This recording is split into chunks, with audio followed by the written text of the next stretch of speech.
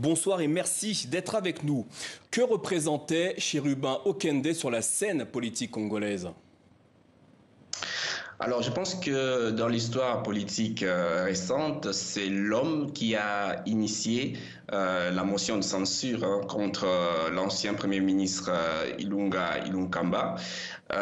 C'était le coup de grâce qui avait mis finalement fin à la coalition entre le président actuel Félix Tshisekedi et l'ancien président Joseph Kabila. Il est ensuite devenu ministre des Transports et surtout l'histoire retiendra aussi qu'il n'a pas hésité à démissionner lorsque Moïse Katumbi, le chef de sa famille politique, avait rompu avec le président Tshisekedi, ce qui est très rare aujourd'hui sur la scène politique congolaise où la transhumance politique est devenue caractéristique de l'homme politique.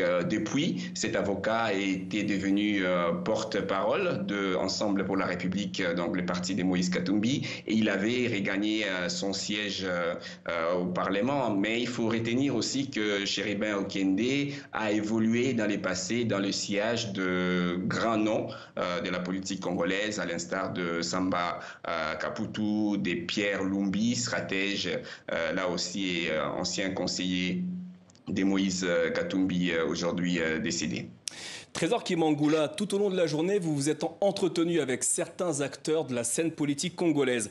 Dans quel état d'esprit sont-ils depuis l'annonce du meurtre de Chérubin Okende?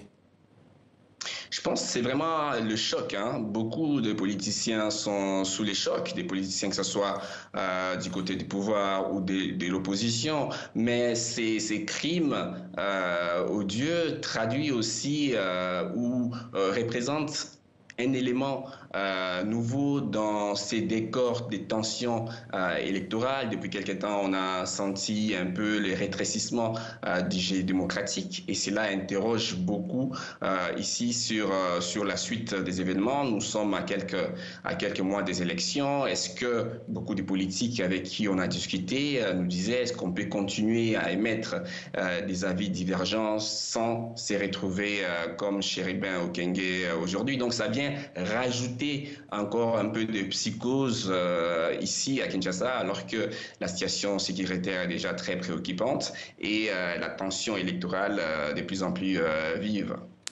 Que nous dit la mort de Chérubin Okende au sujet du climat politique actuel en RDC?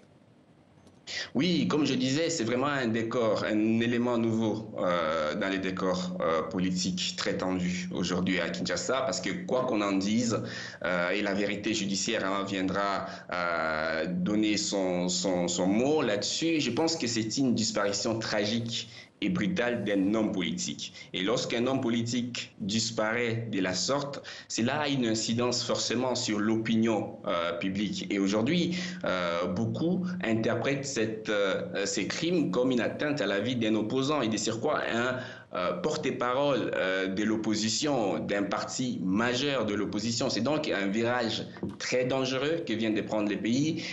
Ces crimes lâches soulèvent aussi des profondes inquiétudes sur la sécurité collective. Si un député peut être pris, appréhendé comme ça et se retrouver mort, qu'est-ce qui adviendra aux citoyens ordinaires? Et ça pose aussi des interrogations sur la nature aujourd'hui du jeu politique. Donc c'est très, très inquiétant.